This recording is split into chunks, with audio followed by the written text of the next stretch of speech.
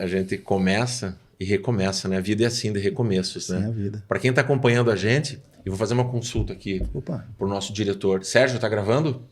Está gravando. Ah, que Uau. maravilha. A gente começa de novo, como a vida mesmo às vezes traz essas oportunidades de a gente começar de novo. Boa. E eu tenho aqui um convidado, como todo, é meio chavão isso, falar que o meu convidado é um convidado ilustre, mas na verdade a nossa lista de convidados ela é ilustre. Olha, muito obrigado. E para o programa de hoje eu trouxe uma das pessoas sinceras. Ficou até nervoso agora. Fiquei. Eu sempre digo o seguinte, se falar alguma coisa de mim, presta atenção, porque eles podem estar mentindo.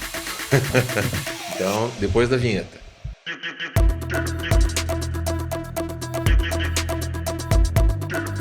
José Antônio Ribeiro Nascimento, mais conhecido como José Nascimento Zé. Como que é? Olha, gostei dessa história, né? Esse primeiro nome grande, meu amigo, ou é a justiça ou é algum problema que você está tendo. O nome José ou Zé, né, é para minha esposa e para minha mãe, né? Agora, quando falam lá em casa José Nascimento, é que nem falarem Glauber Gorski. Você sabe que vem encrenca, né? Meu querido, que honra estar aqui com você, que honra estar aqui com a sua audiência. Muito obrigado por você estar conosco e com toda certeza vai ser um tempo muito especial. Eu fico muito feliz. Primeiro, grato a Deus e grato ao amigo por me trazer aqui para essa conversa tão especial e tão importante, né? No contato imediato. Boa. A gratidão, ela permeia, né, os nossos projetos. Gratidão permeia tudo, mas antes de mais nada, para não cometer alguma deselegância, como eu já cometi algumas vezes, com nossa audiência, com quem nos acompanha, né? Então, eu sou Glauber Gorski, apresentador do Contato Imediato. O meu convidado de hoje, o José Nascimento, ele é um homem da comunicação. É um homem que sabe o segredo do comunicar. É um homem que tem uma trajetória pela gestão. E é um homem apaixonado por palavras. Eu posso garantir o seguinte: se eu falar assim, Nascimento, agora é com você, e me afastar do microfone, você vai embora. Você é um cara apaixonado por comunicar, principalmente pela expressão verbal, né? Você gosta de rádio? Eu sou apaixonado por pessoas. E quem gosta de comunicação, quem gosta de comunicar, precisa ter uma paixão por pessoas, tem que se sentir bem perto do próximo, tem que exercitar o que de melhor a comunicação tem, que a gente acha que é a expressão verbal do falar, mas que eu gosto de dizer que a grande sabedoria da comunicação está em ouvir. Como é que a gente ouve? E quem ouve bem, aprende muito. Quem aprende muito, tem repertório. Quem aprende muito, tem vocabulário. Quem ouve muito, tem história para contar. E esse é o nosso grande exercício, né? Eu falo que o meu maior mentor de comunicação foi o meu pai, seu Nelson Nascimento, um homem de 2º ano primário, Gorski, e que me ensinou demais. Ele era um exímio comunicador. E aí alguém pergunta, como é que ele trabalhava essa habilidade, essa competência?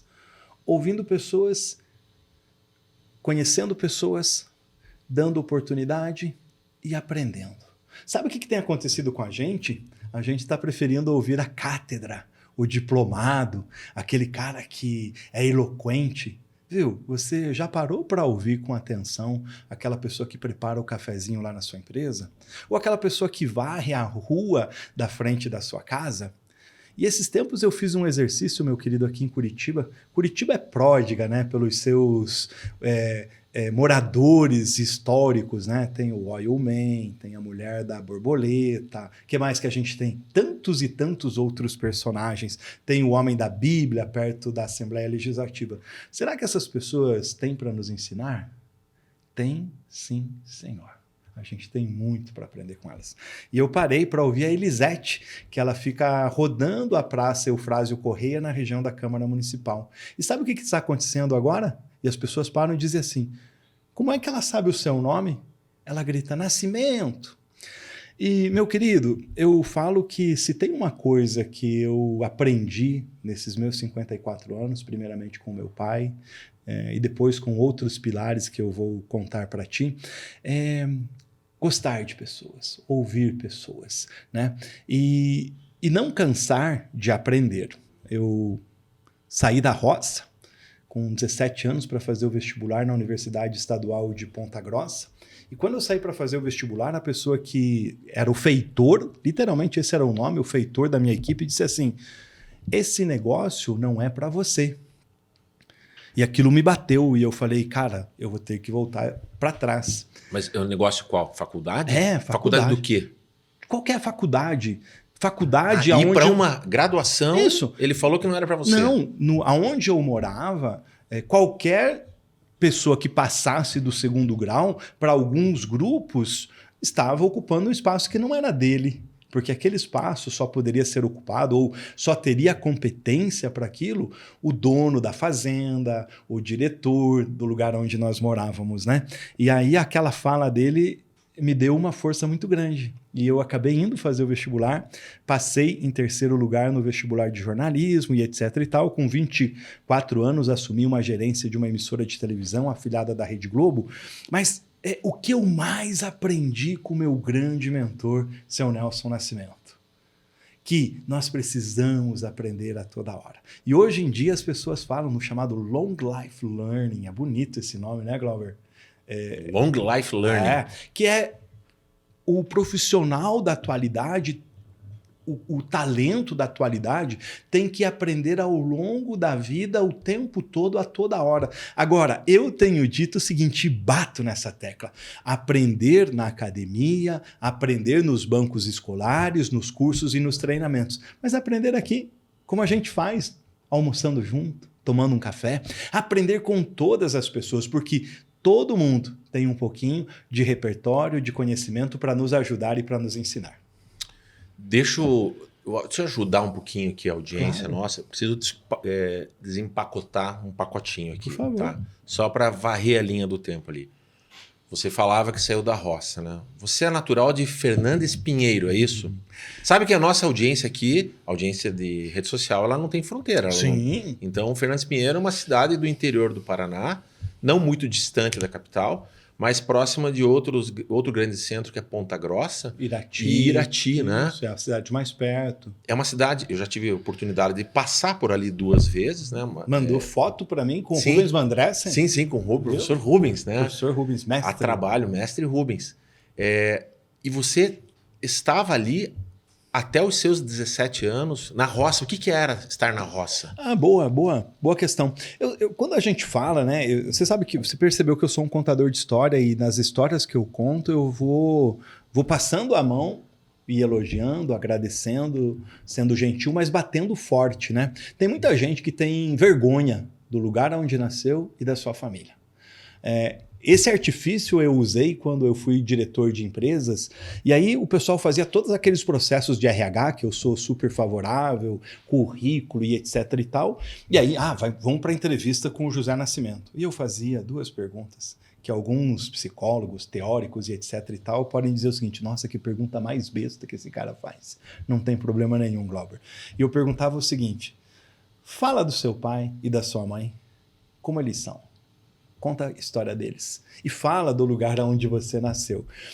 Meu querido, quando a pessoa gagueja e fica nervosa para falar do lugar onde nasceu e para falar dos seus pais, preste atenção que pode ter alguma pegadinha nessa história e você vai ter surpresas nesse recrutamento e seleção. Amigo, eu sou o mesmo de Fernandes Pinheiro, que é sul do Paraná. Eu sou um ex-boia fria que virou diretor de empresas.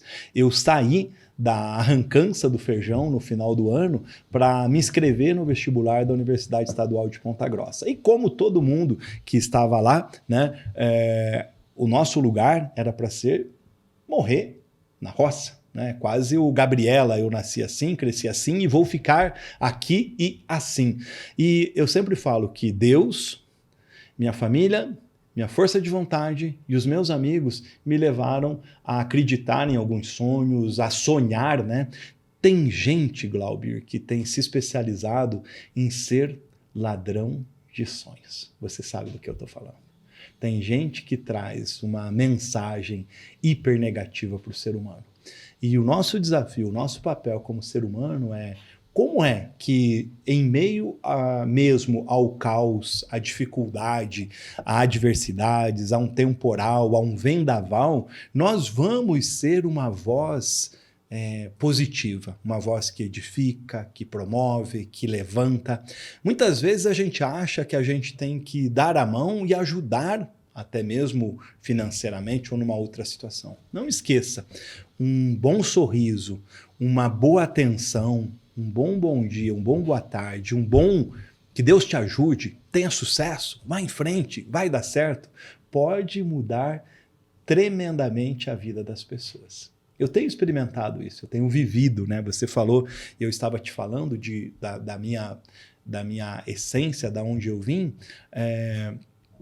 Eu tenho muita gente que disse para mim, isso não é para você, não vai conseguir, não vai dar certo.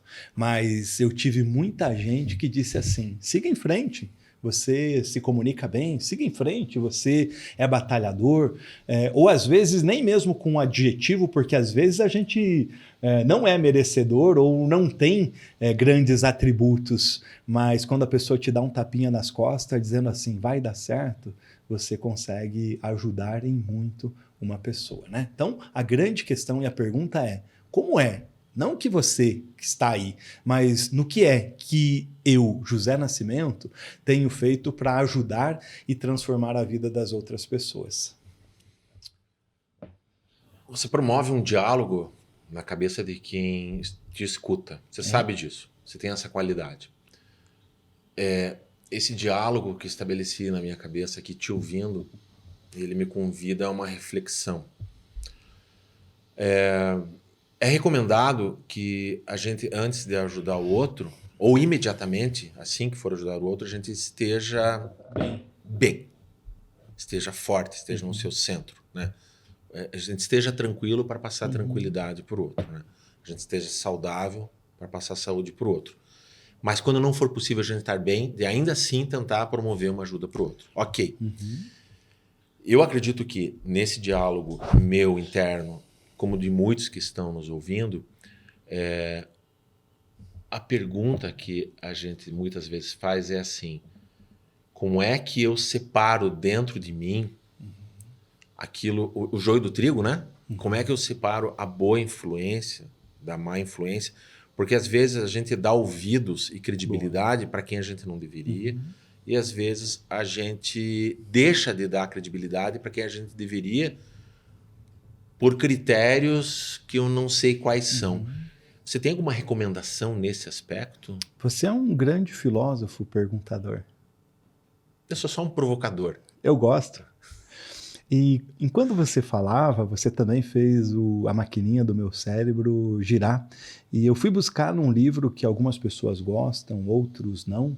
E num desses trechos desse livro, um dos seus personagens diz o seguinte, não dê pérolas aos porcos. Lá na roça eu tinha um engenheiro que quando a gente ia plantar feijão, ele dizia o seguinte, fazer esse trabalho é como dar milho para bode. Você nunca vai saciar o bode, ele vai comer o teu cesto todo de milho. E o que tem acontecido, meu irmão? E eu respondo dessa forma. Ninguém é tão rico que não precise de nada e ninguém é tão pobre que não tenha nada para oferecer. Mas, por favor, preste atenção. Não seja abestado de dar milho para bode ou pérola aos porcos. E eu te explico. O que acontece? E ao longo da minha vida, como eu fui muito ajudado, eu sempre gostei e procurei ajudar todas as pessoas. E a gente quer ser anjo na vida de todas as pessoas e entregar todos os presentes da melhor forma possível. Preste atenção, você vai ser anjo na vida de outras pessoas dentro daquilo que você pode ajudar. Tá? E não queira resolver todos os problemas de todas as pessoas. Então,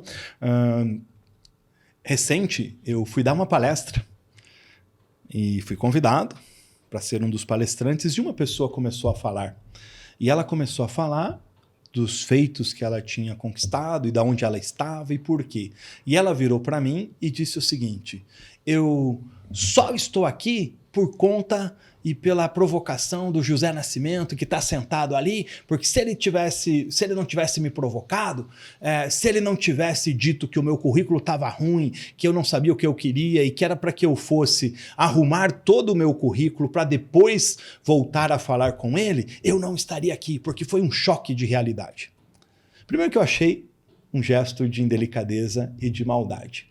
E aí, por quê? Eu não tenho dado pérola aos porcos. Quer caminhar comigo? Eu sou rápido, eu sou ágil, eu vou ajudar pessoas, mas você tem que ter a energia para caminhar comigo.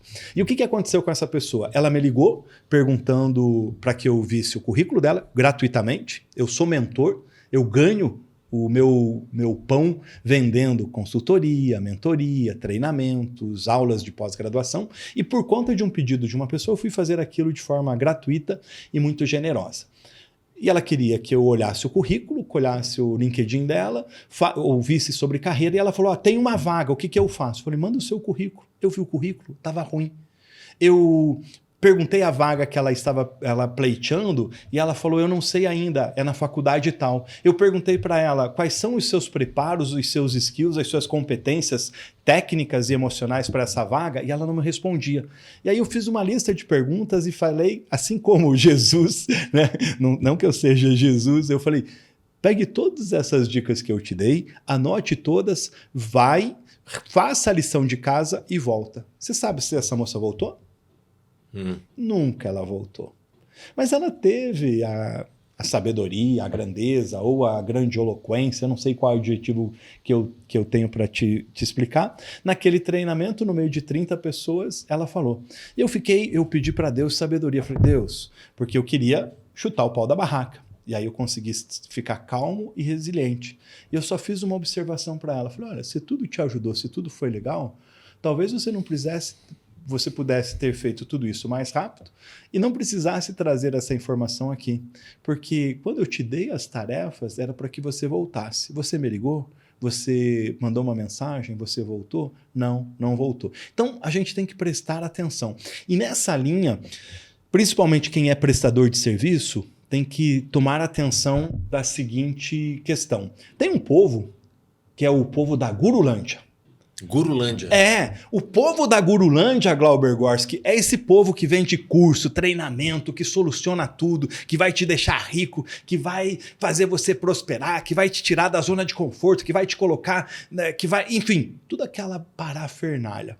E aí a pessoa vai lá e paga 2 mil, 3 mil, 7 mil. Tem gente que paga 20 mil reais por essas mentorias que os caras fazem.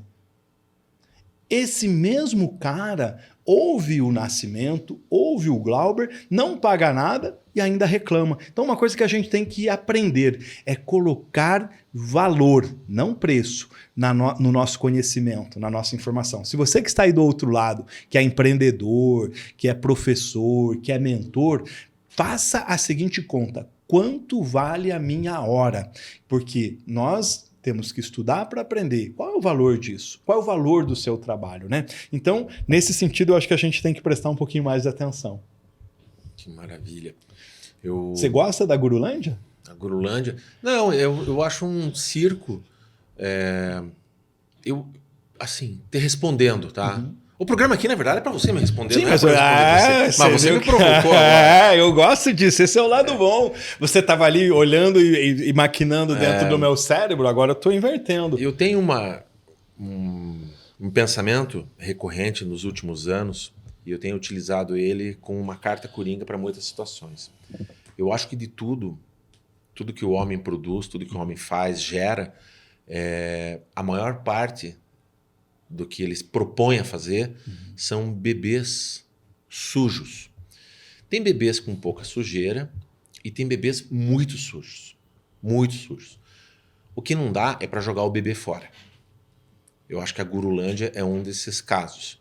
Eu acho que no meio disso tudo tem algo que dá para aproveitar, dá para tirar. Sim, é verdade. Tem muita gente boa, tem muita coisa boa. O desafio é o nosso discernimento. E isso tem um pouquinho a ver com a pergunta que eu fiz para você antes e que você, no meio da tua fala, você mais ou menos responde. Uau, quando então você refaça a pergunta e seja quando forte. Você fala assim, e em dado momento eu pedi sabedoria a Deus. Ou seja, em dado momento você para. Você para e se observa. Se observa e pensa assim, talvez eu não esteja acertando, ou talvez eu esteja dando uma pérola ao porco, talvez não seja um pouco... Então, é um momento de você parar e refletir. Eu acho que esse é um convite interessante. E uma outra chave que eu encontro na tua fala, ela vai conversar com um falecido amigo do meu pai. Seu Glauber, e o primeiro nome dele? O seu Gorski, né? Não, seu Gorski, o primeiro nome. Gildo Gorski. Maravilhoso, uma conversa maravilhosa. Ele já um mestre. Passou dos 80, continua produzindo como se tivesse 60. Ah, que delícia. Adoro conversar com pessoas assim. No próximo almoço nosso, por favor. Vamos levar ele. Leva ele. Vai ser uma honra. Sim, tá combinado isso. Fechou. Ele, por ser já entrando numa idade mais longeva, passando dos 80, já começa a ter um histórico de enterrar muitos amigos, muitos parentes, né? É uma das tristezas, né? Das alegrias se viver bastante, uma das tristezas é essa. E ele tinha um amigo que era uma pessoa muito sábia e eu aprendi muito Como era o nome? na minha pré-adolescência. O seu Adolfo Carlos Vick, um vendedor, um cara sensacional da educação clássica. Uau. Hoje, se ele estivesse vivo, ele teria os seus 90 anos. Faleceu há pouco mais de 20. E ele falou para mim, assim, uma vez, respondendo a pergunta, a provocação, ele falou assim, Glauber, entenda o seguinte, a educação cabe em todos os lugares. Até mesmo dentro de um chiqueiro. Bom dia, senhor porco. Uau. Com licença, senhor porco. Muito obrigado, senhor porco. Até logo, senhor porco. Ele falou, esse profissionalismo da educação, aquilo para mim foi... Eu nem lembro por que ele me chamou a atenção, porque para mim foi uma certa chamada de atenção. É a maneira como você... Não é a maneira como você respeita a outra, é a maneira como você se respeita.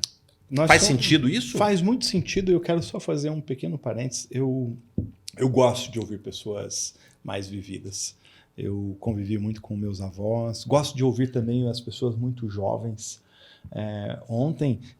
Hoje de manhã eu vi 2 jovens maravilhosos e sorridentes. Eu falei, eu quero vocês no meu livro, no lançamento do meu livro, porque é uma luz, uma energia. E eu tenho o pai de um amigo do Sérgio Albuquerque, o seu Sérgio, coincidentemente, que cedo, vira e mexe, eu ligo para eles no domingo, eles estão em São Paulo, eu abro uma live e digo assim, vou tomar café e chimarrão com vocês, porque ali tem sabedoria. Ali tem a lição de uma jornada toda.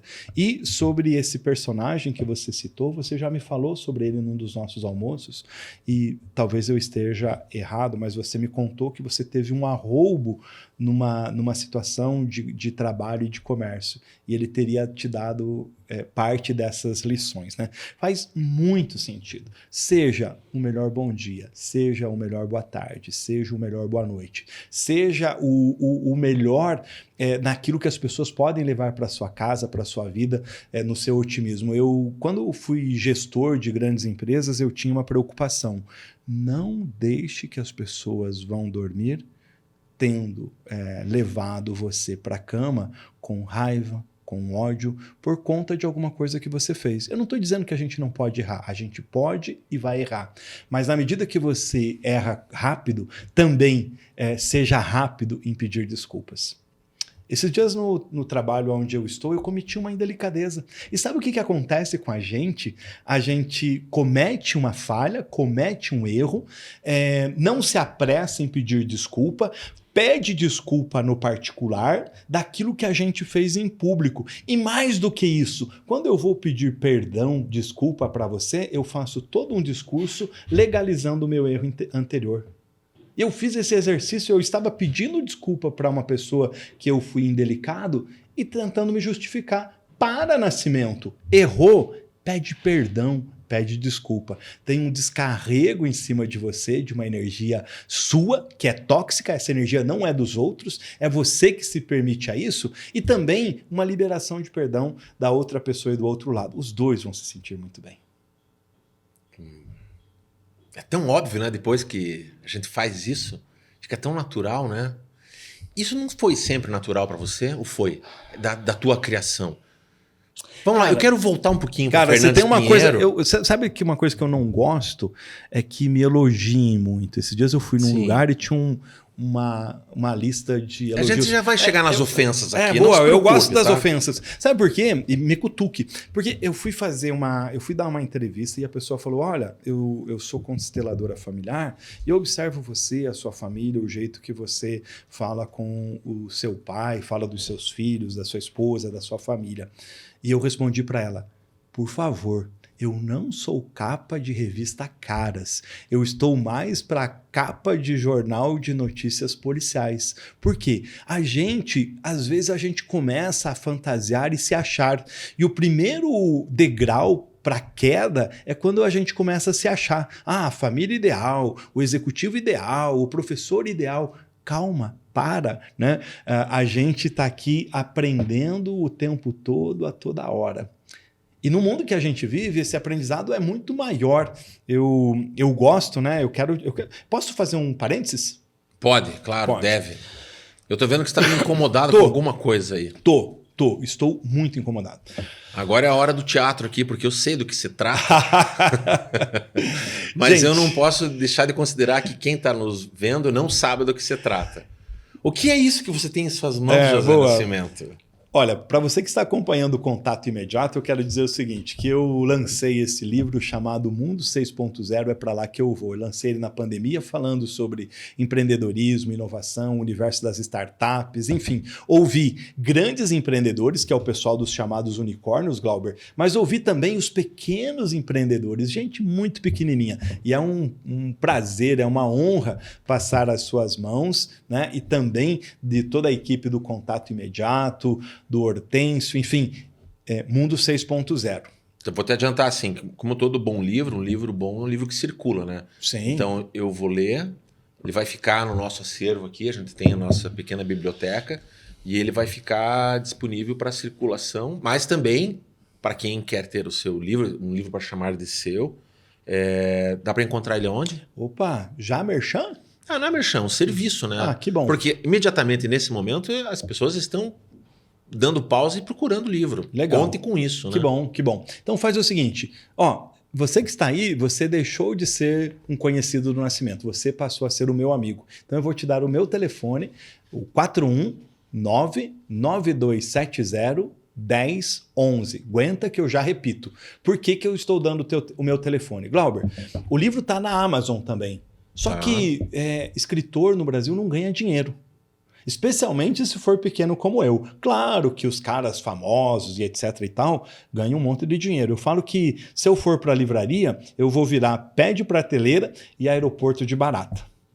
Por quê? Porque eles vão colocar o meu livro lá no cantinho. Vai ter lá o Foda-se, o Infodere-se, o Fudeu-se, a trilogia do Harry Potter, a biografia do fulano, fulano e fulano. Todos os livros importantes que eu gosto e respeito. Mas o meu, a chance dele estar numa livraria com destaque é muito baixa, né? Então, essa venda que eu faço pessoal, para mim, ela é melhor e eu faço por telefone. Sabe por quê?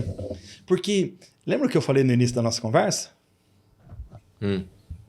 Eu gosto de pessoas, eu amo pessoas, eu respeito pessoas, eu tenho deferência para as pessoas. E aí, o que acontece? Quando eu vou pegar o meu livro, eu pego essa caneta, vou mostrar aqui, depois você vai mostrar aqui, e aí eu faço um autógrafo personalizado. As pessoas não querem, às vezes, uma coisa rebuscada. Na simplicidade que está um gesto de carinho, né? E aqui, aí eu faço muito acolhedor, Nascimento. Eu faço esse autógrafo aqui, ó, que eu vou repassar para você, mostrar para o seu público. E aí eu gravo um videozinho. Oi, Glauber, como vai você? Tudo bem? Glauber, você sabe que eu fiz Mundo 6.0. Você já faz parte do Mundo 6.0. Obrigado, Glauber, por estar comigo nesse projeto. E eu faço esse recortezinho do vídeo e mando pelo teu WhatsApp. E as pessoas publicam no seu Instagram, mostram para os seus familiares. Sabe uma coisa que eu aprendi? Eu achava uma besteira essa história do autógrafo no livro. Sério? Da dedicatória. Eu achava. Eu acho maravilhoso. Eu acho que é um pedaço da alma do autor que é uma palavra a mais que só tem no teu livro, que não tem no livro do outro. Eu gostei dessa frase. E sabe o que acontece, cara? Daí eu vejo que a pessoa diz assim, Eu digo assim, eu vou te fazer um valor especial, tal, papapá. Se você falar que assistiu aqui no contato imediato, você tem um desconto super especial. Não vou te cobrar o frete, enfim. Daí ela diz assim, mas vem com autógrafo? Vem com dedicatória? Ela quer a dedicatória. Sim. E daí quando ela faz, geralmente eu faço, às vezes, essa dedicatória, o pessoal grava, ou meus filhos, ou alguém que está comigo, grava esse trechinho da dedicatória. E as pessoas ficam muito felizes. E aí, outra coisa, eu acabei de virar personagem do livro com isso. Pois é, considere isso. Pois é, você trouxe uma perspectiva que eu não tinha imaginado. Uma frase que não está escrita e você vira personagem. Maravilhoso, né? Que louco. Agora, eu não quero encontrar o meu livro, eu falo assim, se eu encontrar 50 livros meus no sebo, eu compro o sebo. Sim. Agora eu quero te dar uma notícia muito legal. Esse foi o primeiro filho. Uma palavra que eu gosto muito, e nós temos um trato, né, no final do ano, que é a nossa crônica de final de ano. Eu escrevo a crônica e há 2, 3 anos você narra essa crônica para mim, que fica de uma forma maravilhosa. Aquilo foi um arrobo de surpresa, que eu gostei da brincadeira, porque não era uma brincadeira, né? Eu vou deixar o link no final do vídeo, junto com as outras informações, fica embaixo no descritivo, e eu vou colocar o link desses 2 vídeos, dessas leituras, essas interpretações sobre 2 crônicas do Zé Nascimento que eu tive a grata honra de poder, no máximo, declamar, mais do que isso. Mas vivenciar um pouquinho daquelas palavras através de você. Muito legal. A gente vai falar da segunda obra aqui. Não, mas só quero provocar um pequeno intervalinho. Interregnum. Você sabe quando você perguntou para mim do que a gente vai falar? Vamos falar de trajetória, falar de pessoas? Pois eu fiz uma pauta e a pauta furou. A pauta não furou, a vida atravessa a pauta, a vida permeia tudo. Eu sou um fã da serendipidade. Me perguntaram ainda semana passada o que é isso, serendipidade? É isso, você planeja, mas algo aparece no meio do caminho, algo não ponderado, mas que pode ser algo muito convidativo a você evoluir de alguma forma. Né? Então, assim, esse é o nosso fluxo de raciocínio. Tem algumas coisinhas que eu ainda quero puxar, a gente tem um tempinho para isso, mas eu quero deixar claro o quanto realmente essa parte dessa conexão entre as pessoas, entre o ouvir, digamos assim, muito respeitosamente falando isso, tá? Ouvir o anônimo, ouvir aquele que não tem o crachá, ouvir aquele que não tem... A conta bancária. A conta bancária, o certificado, a chancela. Ele tem algo a contar e isso tem a ver com a tua essência. Naturalmente, todos nós, a gente vai crescendo, passando por camadas de educação, se a gente assim permitir, e em dado momento, se a gente assim quiser. E daquilo que a gente aprendeu lá atrás, a gente pode futuramente limpar. Peraí, aquilo ali não era bem assim. Aquilo que eu aprendi com fulano, ciclano, beltrano, em casa, na rua, na escola, hoje eu entendo que não era bem assim. E aquelas outras coisas realmente são o que são. Né? Desde que elas promovem em nós e ao nosso redor algum tipo de desenvolvimento. E eu vou te falar que estar aqui hoje com você, estar dentro desse projeto, tem a ver com isso. Ele é decorrente de uma percepção de conexão entre pessoas. Um dos últimos que a gente gravou, a pessoa que veio aqui ficou muito agradecida, mas ela só foi entender depois de postado o vídeo, por que as pessoas estavam dando importância, por que estava tendo tanta audiência, porque a conversa que estava rolando não era aqui, a conversa é com quem está nos escutando, porque interessa isso para quem nos escuta. Para mim, para você, a gente podia estar fazendo um lanche, comendo um pastel, podia estar no teu trabalho, poderia estar em qualquer outro lugar por uma ligação telefônica, mas esse cuidado nosso, eu acredito muito nessa missão, nesse objetivo, e que eu acho que conversa muito com também as suas percepções, que é de alguma forma promover a evolução do outro. Ou é muita pretensão?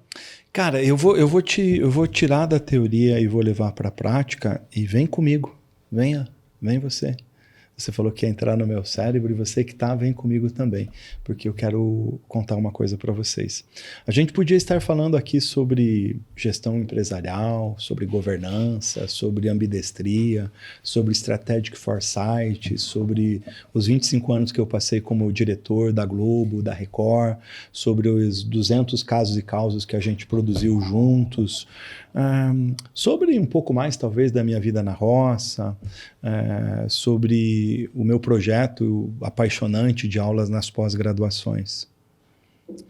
E eu fui uma vez, Glauber, para um evento em Miami, quando eu era diretor de uma emissora de televisão, e eu fui com uma pretensão muito grande de estudar mais comunicação, de ver tendências, e eu ouvi uma executiva dizer o seguinte: as pessoas só querem conversar. E daí que eu entendi um pouco mais do que é comunicar. Ele é sim levar uma mensagem, levar informação, debater, discutir e toda aquela parafernália teórica que a gente tem. Mas o que nós estamos fazendo é que é a riqueza, que é o conversar, que é o dialogar. E eu quero trazer duas palavras para esse tempo nosso aqui. A primeira delas chama-se sincronicidade, que está muito ligada ao que você falou. E eu acredito muito numa outra questão que chama-se propósito.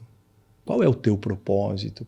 Por que você nasceu? Se nós aprendêssemos desde cedo o que é o propósito nosso de vida e fôssemos construindo, as nossas vidas seriam mais calmas, mais felizes, né? Porque a gente ia estar numa construção permanente. Eu tenho um propósito de vida.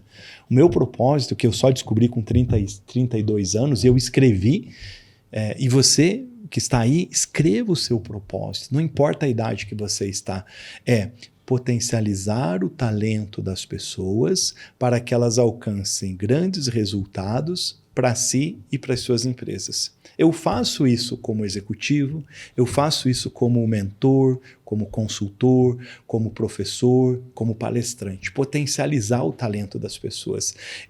Não achar o que as pessoas têm de defeito, pontos fracos, mas pegar naquilo que elas têm de melhor e dizer o seguinte: esse teu melhor vai te levar a um outro patamar. E aquilo que alguém está dizendo que é defeito, quando você melhorar naquilo que você é bom, você vai reconstruir para cá. E me permite, tem sim propósito na nossa estada aqui. Uhum. Eu gosto de você. Eu respeito o seu trabalho. Quando nós caminhávamos juntos lá nos corredores do GRPcom, RPC, gravando casos e causos, eu dizia assim: é um cara inteligente, ponderado e que respeita as pessoas. Eu te vi dirigindo episódios, quando você mostra a autoridade de um diretor, mas a humildade de um diretor que sabe orientar, que sabe ensinar. E tem uma passagem, meu querido, que sempre que eu falo com você, martela na minha mente. Quando você teve um diagnóstico de saúde. E quando nós sentamos juntos e conversamos.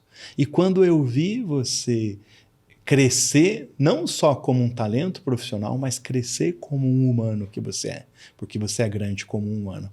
E quando você começou a se tratar, começou a se preocupar, e quando você sarou, eu também fiquei feliz. Então, eu não sei porquê, sempre você fez grandes casos e causos, grandes direções, grandes comerciais, produções, que eu poderia me lembrar delas. Mas é desse momento, que é coberto de uma simbologia, de uma energia diferente, que eu lembro, e eu não sei porquê. Dito isso, nós continuamos caminhando, trocando ideias, almoçando juntos, se apoiando, se carregando, com dinheiro, sem dinheiro. Quando você disse assim: eu quero gravar a tua crônica, nossa, Glauber, como eu fiquei feliz. E teve um ano que eu abusei e falei: viu, a crônica tá pronta, tô com vergonha de ligar para você, quer gravar? Tá lá no final do episódio o endereço para a crônica. E a gente tá chegando no fim do ano e tem que gravar outra crônica. E eu quero te pegar pela maquininha da cachola para dizer o seguinte: eu não sei explicar o porquê, mas hoje estar aqui com você, eu te dei Mundo 6.0 de presente, é um momento muito especial. Eu acho que vale um corte nas nossas redes sociais. Esse livro que está em minhas mãos chama-se Entre Drones e Dinossauros. Eu coordenei o projeto editorial desse livro com mais 22 autores e nós tiramos 19 capítulos. Hoje é dia 27 de novembro de 2023. E olha lá o que acontece. Eu fui na gráfica buscar as caixas de livro e não entreguei esse livro para nenhuma outra pessoa. Você é a primeira pessoa a receber Entre Drones e Dinossauros. Acredita nisso? Claro. Você tem uma coisa que não está sobre júdice, é a sua sinceridade, Nascimento, desde sempre, desde sempre. Antes de mais nada, sim, né?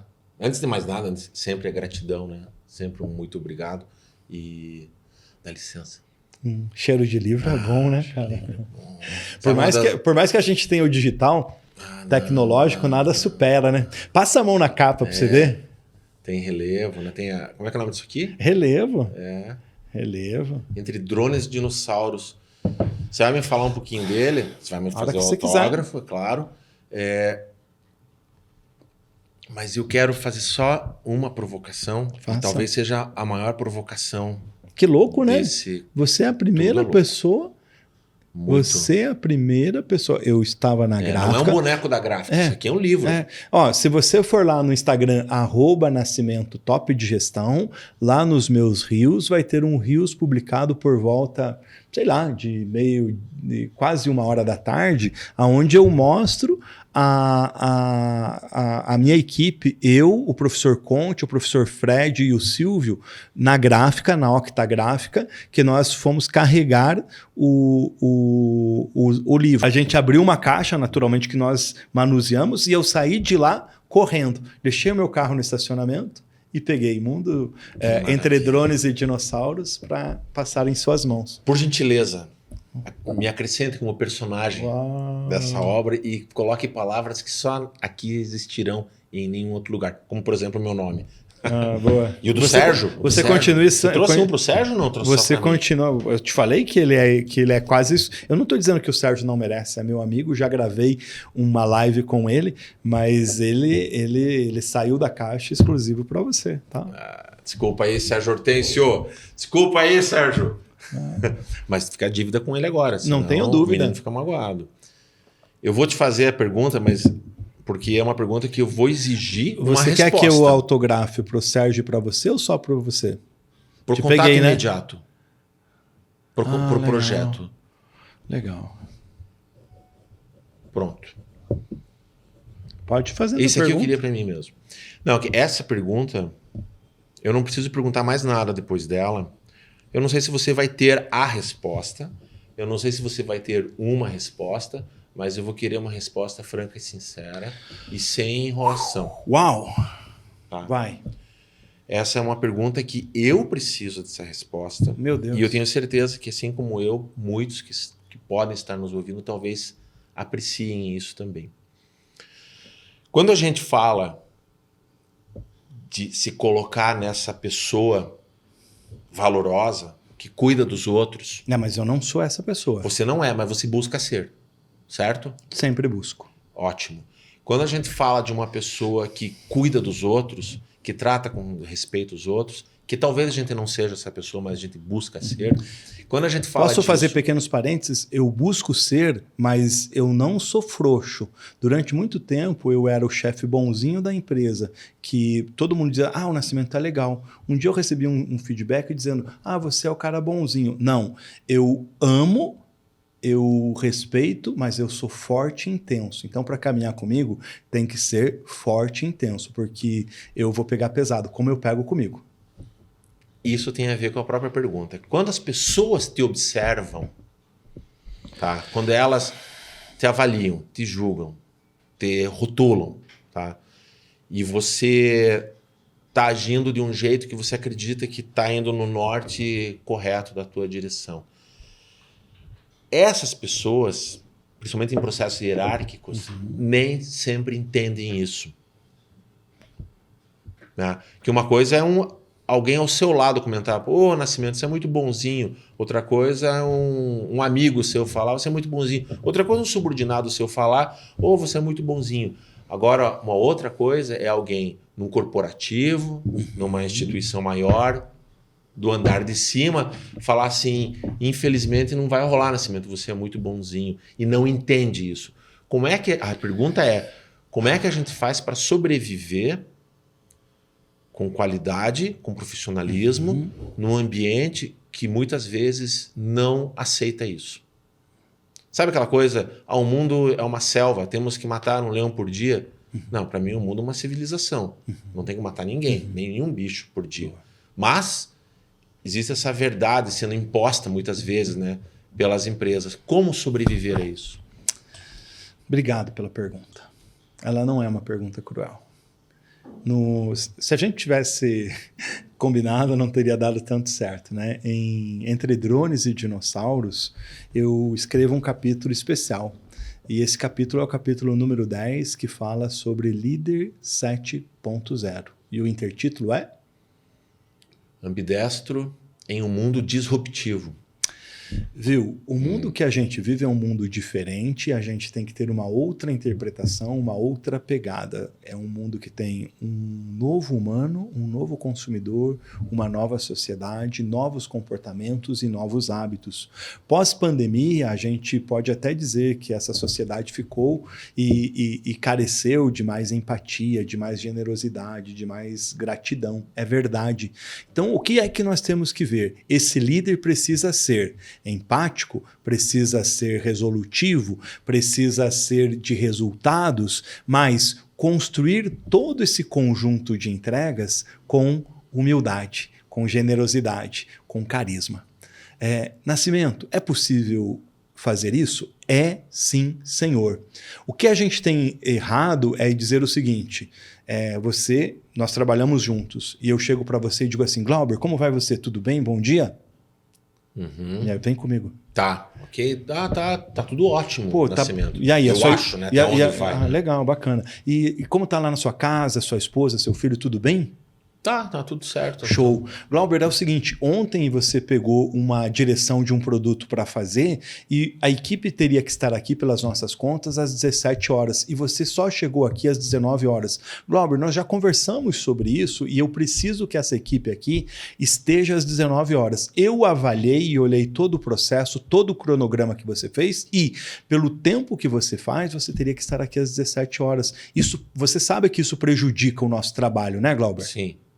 Como é que nós podemos fazer isso?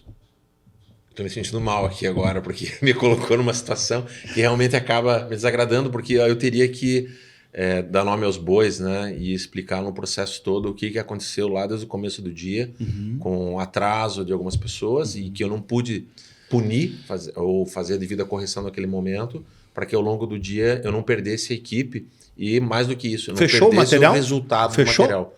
Fechou? Fechou. Tá. Então, o que eu quero combinar com você é o seguinte, da próxima vez que a gente for fazer esse job externo com esse número de pessoas, que a gente faça um planejamento e um cronograma para a gente não estourar. Só para você saber, você está com 20 pessoas, cada uma fez 2 horas extras. 2 vezes 2, 4. 40 horas extras. É como se a gente tivesse uma pessoa a mais trabalhando nesse job. E isso complica o nosso orçamento. Amigo, eu quero continuar contando com a sua competência, mas com a sua compreensão. Não é à toa que eu te coloquei como líder. Você sabe que você é líder do projeto. E isso impacta os nossos resultados. Doeu? Não, mas confundiu tudo, sim. Porque isso implica, na verdade, em fazer a gestão diferente a próxima vez. O que tem acontecido, querido? A gente tá falando muito sobre empatia, sobre solidariedade, sobre essa modernidade da chamada comunicação não violenta, que eu sou super afim, mas as pessoas não estão entendendo que empatia, comunicação não violenta e etc e tal, passa pelas necessidades das nossas companhias, passa pelo que as empresas modernas chamam de entregáveis. O que é que você está entregando? Quais são os nossos pactos? Então, por isso que a gente está dizendo assim, a gente vive numa geração me. Né? Então, comunicação forte, séria, assertiva, não é ofensa, não é assédio moral, né? Não é outro tipo de comportamento. A gente tem que entender os nossos pactos sociais na família, na comunidade, né? Na comunidade de fé que nós pertencemos e, acima de tudo, no trabalho. O que é trabalho, Nascimento? Trabalho não é nada mais e nada menos do que um acordo, do que um contrato, onde a companhia paga, remunera pelas minhas horas de trabalho, remunera inclusive pelas minhas horas de descanso e não trabalhadas, quando ela me dá férias, quando ela me dá o 13º, e essa mesma companhia me cobra a entrega das metas, dos resultados e daquilo que foi combinado. Aonde que nós estamos errando? Nós trazemos toda uma fantasia, um glamour que não existe, especialmente pós-pandemia, e achamos que a gente não pode falar nada para outras pessoas. Então, assim, o que nós precisamos e o que eu provoco aqui, não tem mágica, gente, no chamado Líder 7.0. Né? Se vocês quiserem adquirir o meu livro, né, Entre Drones e Dinossauros, onde eu escrevi um capítulo, Líder 7.0, basta mandar um WhatsApp para mim no telefone 992701011, tá? Que eu encaminho para vocês. Não tem mágica, eu já desmistifico, porque tem gente... Sabia que estão me batendo aqui porque... Nascimento, tem indústria 4.0, tem mundo digital, não sei que número. Por que você criou líder 7.0? Eu crio o número que eu quiser. Tá?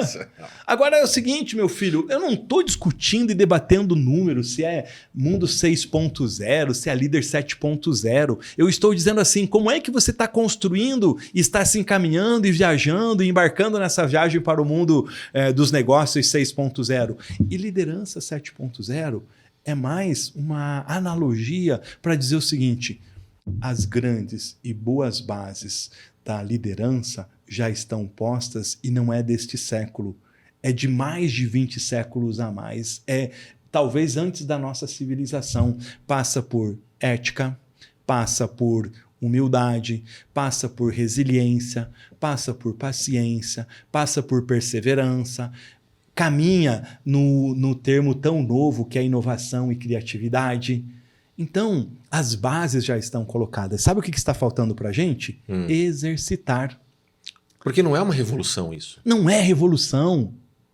Estamos vivendo um blackout, estamos vivendo um apagão de líderes nas empresas. O mundo polarizado está jogando na nossa sociedade uma banalidade de discussão, sendo que as pessoas não estão focadas no seu propósito, não estão focadas no legado que elas vão deixar como pessoas e não estão antenadas para aquilo que é a sua grande missão e objetivo dentro das empresas.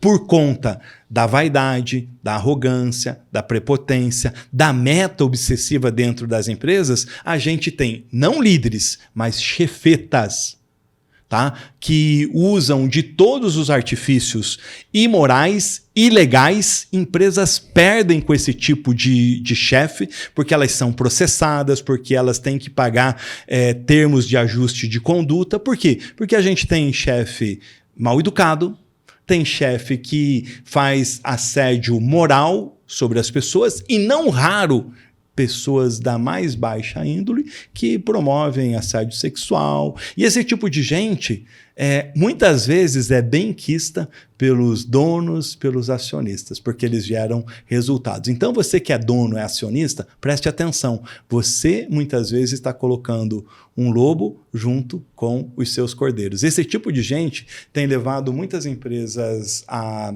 perder clientes, a perder mercado, e não raro, algumas dessas empresas, e a gente tem grandes exemplos aí no mercado, têm ido à falência porque dá espaço para esse tipo de pessoa.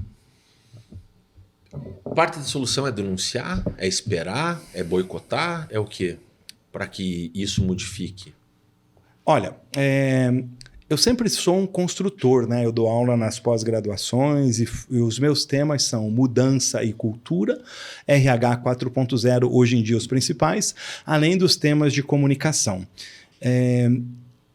Eu vou falar das grandes companhias. Elas são empresas que têm as boas e melhores práticas. Então, Tem empresa que, quando você vê um caso de desvio de conduta, um caso de pessoas que atropelam a compliance, a governança, se você não denunciar e se a empresa souber que você sabia e não denunciou, você também entra no grupo dos punidos. Grandes empresas. Então, grandes empresas têm ouvidoria, têm os seus canais de comunicação interna que dão para as pessoas autonomia para isso. Agora, Nascimento, eu estou numa empresa muito pequena. Como é que eu faço? São duas questões, dois caminhos. Busque. Eu não estou dizendo assim, quando você transgride e tem um crime, por favor, crime é crime. Ok? Crime tem que ser denunciado, sempre. Tá? Ou para as autoridades ou para a sua liderança. Documente isso, se for para a sua chefia. No e-mail, numa mensagem de WhatsApp. Para depois alguém dizer assim, não, você não falou nada. Você foi omisso. Você deveria ter falado, não, eu avisei. Porque às vezes não está na mão do pequeno colaborador a tomada de decisão. Ele tem em cima dele a família que ele tem que dar de comer, ele tem, às vezes, a relação de amizade dentro do âmbito empresarial e ele tem o medo de ganhar a conta. Tá? Então, preste atenção, né? Se não for alguma coisa que seja, como eu falei, um crime. E aí, o que você pode construir? Você pode construir canais para que essa informação chegue à sua liderança, chegue à sua gestão. E se você é líder, você pode, dentro da companhia, ajudar a companhia a criar um ambiente de governança, um bom ambiente de boas práticas. Às vezes você está numa empresa que ela não tem uma prática legal em relação aos recursos humanos. Agora, ela não é uma prática, como que eu vou chamar, criminosa. Ela é uma prática lesiva, é uma prática complicada. Eu trabalhei numa empresa que a gente tinha 30 pessoas na lista para demitir todo mês, porque era prática demitir pessoas. Abusou reclamou com o coordenador, reclamou com o fulano, etc e tal, e o cara ganha a conta. Tem empresas que têm a cultura do manda quem pode, obedece quem tem juízo. Tem. E aí o que eu fiz? Eu levei para o dono e disse o seguinte, olha, você tem esse número de demissões por mês. Essas demissões custam tanto. E não tem só a questão do custo da demissão. Tem o risco trabalhista, tem o custo de treinamento, tem o custo de recrutamento e seleção. Vamos pensar numa forma da gente reduzir o turnover? Da gente reduzir essa taxa? E aí a gente deu uma estancada. Em 2, 3 anos, a gente reduziu o número de demissões drasticamente. A empresa ganhou, a sociedade ganhou. Então, tem sim como você ser um protagonista da mudança dentro da companhia. Dá trabalho, é estressante. É muito mais fácil você pegar um funcionário rebelde que não está dando resultado, boca dura, né? E demitir, do que treinar essa pessoa, do que qualificar. De explicar para ele o que é que ele faz ali, qual é o propósito. Você não está aqui para ser um assistente apenas, você faz mais. Você está numa empresa que produz chocolate. Essa empresa tem isso de responsabilidade social, essa empresa paga as suas contas. Né? Agora, isso dá trabalho, tem que conversar, tem que dialogar, tem que amar pessoas. Eu trabalhei numa empresa que ela era... o pessoal chamava de peão de trecho. Uhum. O pessoal que trabalha no trecho, que ganha 1.800, 2 e pouco. E eu tinha do peão de trecho ao executivo internacional. Como estabelecer um diálogo, uma comunicação? A gente, em 3 anos, colocou essa empresa entre as 150 melhores do Brasil para se trabalhar. Mas eu ia toda terça-feira tomar café com os peões. Eu ia falar com eles sobre as coisas boas e as coisas ruins. O aniversário do presidente eu fiz não mais no lugar sofisticado da cidade, mas na quadra da empresa, e que a gente fez um churrascão. E a gente foi equalizando comunicação. O povo aqui de baixo, ele tem valor, mas ele tem defeito também. E o aqui de cima também. O que a gente fez? Equalizou, criou diálogo, utilizou a comunicação como ferramenta. Né? Eu trabalhei numa empresa que o meu gerente chegou para mim e falou o seguinte, Nascimento, você é um hipócrita, você é um demagogo. Logo que surgiu esse termo, que foi nos anos 80, com o Collor. Era bem pop. Pop, nessas duas palavras. Você é um demagogo e é um hipócrita. Daí eu falei, caramba, por quê? Ele falou, porque você cumprimenta aí, fica conversando com a Maria. E a Maria era a pessoa que fazia a limpeza do nosso trabalho, a Dona Maria, e fazia o cafezinho. Eu falei, cara, não, você está muito enganado. Pode ser que as suas palavras tenham até aderência, mas eu não são essas palavras corretas, é que eu sou interesseiro. Mas como assim? Falei, por 2 motivos. A Maria, quando eu chego na redação, ela já ouviu todos os programas de rádio da cidade, ela já tem toda a pauta, porque ela veio de ônibus, conhece todo mundo, e quando eu chego aqui na redação para trabalhar, era verdade, a Maria estava folheando a Folha de São Paulo, e eu parava para ouvir a Maria. Eu falei, você tem razão. Eu falei, mas tem mais uma coisa. Eu falei, o que é? Eu falei, eu só trato a Maria como eu gostaria que tratasse a minha mãe e o meu pai. A minha mãe foi empregada doméstica e o meu pai foi operário rural. Nascimento, a gente passou essa hora aqui de crescimento. Eu já quero começar a agradecer a sua presença. Eu, só somando essa tua última fala, aconteceu de eu estar num corporativo certa vez e a pessoa começou a me destratar, no meu entender, né? E eu só pensava assim, como é que eu devo proceder? Aí eu lembrei do meu pai e dos meus filhos. Falei, será que meu pai gostaria de ver o filho dele sendo tratado dessa forma? Ou será que eu futuramente gostaria de ver meu filho sendo tratado dessa forma em algum lugar? Será que essa pessoa que está me tratando, ela não tem pai e não tem filho? Ou será que tem alguma outra coisa acontecendo aqui e falta talvez dar um pouco de atenção para essa pessoa? Mas enquanto eu pensava tudo isso, meu sangue fervia. Uau, é isso, né? Porque a gente não é sangue de barata. Sangue de barata. É o dia que a moça me distratou lá na palestra. Ela ficou 15 minutos me malhando. E eu respirei. E às vezes você não precisa responder com muita frase. Eu só respondi assim, mas você me ligou? Pronto. Mas assim, a gente fica engasgado, né? Tanto é que eu tô engasgado que eu citei a moça aqui, tá? Eu quero esse livro.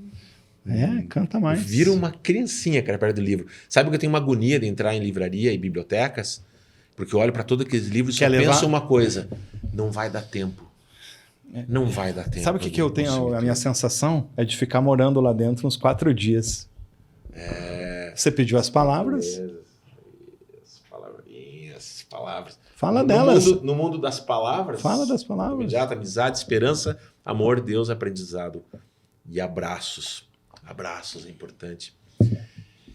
Para nós irmos para a parte final, para o nosso epílogo, já dentro dos meus agradecimentos, eu ia pedir para você sugerir, mas é muito sacanagem, pedir para sugerir para um escritor, um homem da comunicação, um homem das palavras faladas e palavras escritas, para sugerir um livro para quem nos acompanha. Você quer sugerir um outro autor? Eu não tenho problema nenhum a respeito disso. Um livro assim, que de alguma forma te inspirou em algum momento da tua vida e possa servir de inspiração para quem esteja nos acompanhando. Que legal. Não tenho problema nenhum disso e tenho muito orgulho. Na verdade, se você tivesse pedido, talvez eu tivesse preparado um pouco mais, né? Você pode me acompanhar pelos meus canais, o Top de Gestão lá no YouTube, que eu tenho um canalzinho humilde também e modesto, não como esse canal tão bonito. Em breve eu vou estar aqui fazendo um podcast, né? Mas eu lá dou as minhas dicas, ou no LinkedIn, no José Nascimento, ou no Nascimento, @Top de Gestão lá no Instagram. Eu vou fazer algumas seleções. O livro que me inspirou a minha história e a minha vida pode parecer chavão, e não foi os tradicionais, né? Mas é a Bíblia Sagrada. Eu acho que a Bíblia Sagrada ela tem a capacidade de se renovar como um livro histórico. O problema é que a gente lê a Bíblia como um livro religioso. E quando você toca falar de religião, você vira belicoso. Você cria sectos, né? Lados. E eu gosto de ler a Bíblia, quando eu leio Salmos e Provérbios, como um livro de poema. Eu gosto de ler a Bíblia... É que você acabou de indicar uma biblioteca, né? Isso. Já são dezenas de livros. Boa! Aí, né? É verdade. Você também é fera, é um né? Atrevimento aí, né? E a Bíblia tem, por exemplo, um dos maiores executivos de todos os tempos, que para mim é mais disruptivo, é mais inovador, é mais ousado do que o Steve Jobs e do que o Jack Welch, que é José do Egito. Uma belíssima história, né? Eu falo que ele foi disruptivo, ele foi ambidestro, ele estava num presente olhando um cenário que não existia, porque o rei tinha tido um sonho, e ele visitou esse cenário do sonho do rei e trouxe a solução para um problema que não existia e implementou essa solução. Porque ele estava indo embora de volta para a prisão e o rei falou, vem para cá que eu quero que você implemente, porque ninguém quer tocar isso aqui. Sabe o que ele fez? Pôs na mesa condições. Ele desenhou um planejamento estratégico, o rei aceitou e aprovou, deu o anel real para ele que selava todas as coisas e que aprovava, deu o carro principal do império para ele, né, como se fosse hoje uma Ferrari, uma Porsche, uma Lamborghini, tá? E mais do que isso, acertou com ele participação nos resultados. Feríssima esse tal de José do Egito, tá? Bom, trazendo para o campo da gestão aqui no Brasil, eu gosto muito de dois autores que são o Sandro Magaldi e o José Salib Neto. Não ganho dinheiro para fazer propaganda dos livros deles, gosto muito deles. Eles têm 2 livros que são sensacionais, que é Gestão do Amanhã e um outro livro que trata de cultura organizacional. Eu adoro livros. Você pediu um, né? Outra pessoa que eu adoro no mundo da gestão é o Gustavo Caetano. Ele tem 2 livros que são super indicados para gestão e para quem quer empreender. Um grande empreendedor, ele é fundador da Sambatec. O livro dele é Pense Simples e o outro livro é Faça Simples.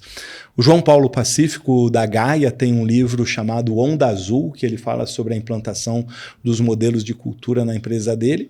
E por aí vai. Agora, Glauber Gorski, Bíblia para iniciar, uma fala dos livros de gestão e para fechar, um livro que marcou muito a minha vida e ele martela até hoje, que era um livro que era do meu pai e também é relacionado com as questões de fé e de espiritualidade. Eu acho que nós precisamos ter pessoas com mais fé, com mais espiritualidade, independente da religião. E ele, para mim, foi um livro... Ele foi um livro que ele foi confrontador e que ele se resume a uma pergunta que vale para todos nós todos os dias. O nome do livro é Em Seus Passos, o que faria Jesus? E aí ele inquieta pessoas da época, ali por 1800 e alguma coisa, a fazer perguntas em cada momento seu de dificuldade, de adversidade, de confronto ético, moral, social, né? Humano. A pergunta é, se eu sou cristão naturalmente, né? Se Jesus tivesse em meu lugar, ele agiria assim? Pancada na moleira, né? Eu acredito que as pessoas deveriam escrever esses livros, cada uma com sua história, cada uma com seu ponto de vista. Seria maravilhoso esse livro ter esse título e cada um preencher ele com a devida responsabilidade. Né? Poxa vida, a gente teria talvez menos corrupção, menos crime, menos uma série de coisas, né? E, naturalmente, que o primeiro livro, nessa perspectiva, deveria ter o meu nome, né? Porque é muito fácil eu estar aqui apontando, então por isso que eu quero que você que nos acompanhou sempre pense assim, é um cara falho, errante, que trouxe algumas reflexões hoje aqui, né? Eu achei que a gente ia falar de negócios, consultoria, mas a gente filosofou como a gente faz nos nossos almoços e eu adorei. Fechamos assim com um brinde. Opa. E você como um bom cristão vivencia ou caminha para vivenciar aquilo que é aquela trinca, né, de se observar, que é de a fé, a esperança e a caridade, né? Esperança você tem bastante, né? Paulo, né? Você tem bastante esperança. Aliás, Paulo era um cara muito fera, viu? É um cara que merecia... Era um cara que poderia estar aqui conversando com a gente, porque eu falo assim que era um cara que teve uma formação das melhores, ele foi formado por um cara chamado Gamaliel, depois passou provavelmente num concurso público e o papel dele era perseguir os cristãos. Tanto é que ele foi o cara que perseguiu Estevão, que foi o primeiro mártir da igreja cristã. A ponto de, quando o Estevão foi apedrejado, sabe onde estava Paulo? Segurando a capa de Estevão, dizendo, toma! E aí ele teve uma conversão épica, né? Que os relatos bíblicos falam daquela cegueira dele. E ele teve a conversão e virou um dos maiores propagadores do evangelho e do cristianismo, a ponto de ser perseguido. E ele foi muito estrategista. Por quê? Porque ele tinha dupla ou tripla nacionalidade. Além disso, ele tinha formação em direito. Então, quando ele estava em Roma, ele dizia que ele era judeu. Quando ele estava no grupo judeu, ele dizia que era romano. E aí ele causava uma confusão, por que lei ele deveria ser julgado. Tá? A ponto de, quem viu esse filme que tem a respeito dele, que em alguns momentos ele não era preso. Ele era quase um cara tratado como um presidiário, como um preso em situações diplomáticas. Numa das suas prisões, ele vivia literalmente num palácio. Por isso que ele fala que escreveu as suas cartas na prisão. Paulo é um cara a ser observado. Sabe por que ele escreveu aquelas cartas, né? Porque naquela época não tinha um podcast para ele levar a palavra. Feliz somos nós de estarmos aqui no podcast. Enquanto tá rolando a música de vinheta final, tá rolando aqui os cards de informação. Uma última palavra? É o seguinte, meu filho um dia estava nervoso e eu fiquei pensando, nossa vida, quais são os conselhos que eu preciso dar para o meu filho? Ele está em 5 dedos da palma da mão. Seja bom, leia livros, estude bastante, faça amigos, muitos amigos, trabalhe muito e mais do que muita gente. Esses são os segredos aí do sucesso. E o 5º item que deveria estar no lugar primeiro é tenha fé em Deus. Pegou? Muito bem, peguei. Tenha fé em Deus, seja bom, leia livros, estude bastante, faça amigos e, por último, trabalhe bastante. Bingo. Muito obrigado. E assim, caindo agora para o finalzinho, você vai me responder em off uma pergunta, porque o programa vai acabar quando você for responder. E eu vou deixar só a pergunta aqui. Você é um cara muito bonzinho, José Nascimento. Você é um cara muito querido. Mas alguma coisa te tira do sério. E você vai me contar agora o quê? O que é que te faz virar o bicho? O episódio de hoje contou com a direção e edição de Sérgio Hortêncio. Roteiro, pesquisa e apresentação de Glauber Gorski. O Contato Imediato é uma idealização de Glauber Gorski e Sérgio Hortêncio. Este episódio foi gravado no estúdio da Take Biz. Os contatos e obras citadas estão na descrição do episódio. Se gostou, curta, compartilhe, comente. Nós, além de gostarmos muito de falar, também adoramos ler e ouvir. E se você ou sua empresa quiser apoiar e patrocinar o Contato Imediato, entre em contato com a gente. Fique bem e até a próxima.